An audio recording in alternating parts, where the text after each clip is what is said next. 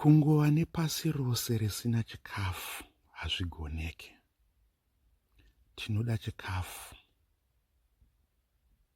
kuti tirarame. Pane kukanganiswa kwenharaunda nevanhu zvakonzera zvirwere nekufirwa. Izvi zvakanganisa kusawanikwa kwechikafu.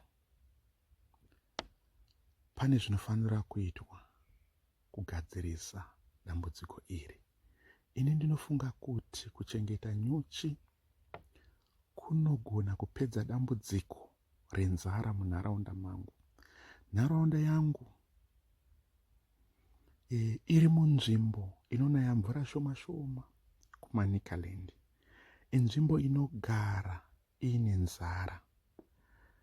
Tinogara tichisangana nedambudziko renzara zvichikonzereswa nekuchinja kwemamiriro ekunze. Ndozvezvimwe zvikonzero zvakonzeresa kushaya kwechikafu nekushaya utano kwavanhu. Kugadzirisa dambudziko iri, takaona kuti kuchengeta nyuchi ndonzira inogona kupedza dambudziko. Mukuchengeta nyuchi tinowana kudya kune utano, tinowana mushonga uye towana mari zvakare. Nyuchi hadzinetsi kuchengeta. Vanhu munharaunda vanoda kudzidziswa machengetero enyuchi. Kana zviri zvishandiswa nekugadzirisa zvinoda mutengo wakaderera. Semuenzaniso, mukoko unoda $1 rekuAmerica nechidimbu.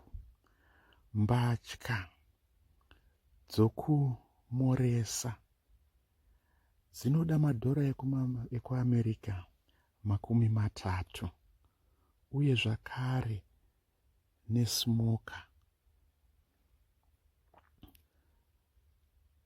Tamura nyuchi tinowana uchi, mafuta ekuzora miri yedu, towana zvakare wax yekugadzirisa makendo, towana zvakare malip balm ekuzorwawo miromo yedu nezvimwe zvakawanda. Nokuda kwekuchinja kwemamiriro ekunze, ndinoona kuti nharaunda yangu tikachengeta nyuchi zvinobatsira mararamiro edu, zvakare zvopedza dambudziko renzara. Tikachengeta nyuchi tinogona kurarama, towana mari. Tinogona kuwana mari zhinji kwazvo kubva panyuchi. Ichi ndicho chishuviro changu kuti nharaunda yangu dai yachengetawo nyuchi.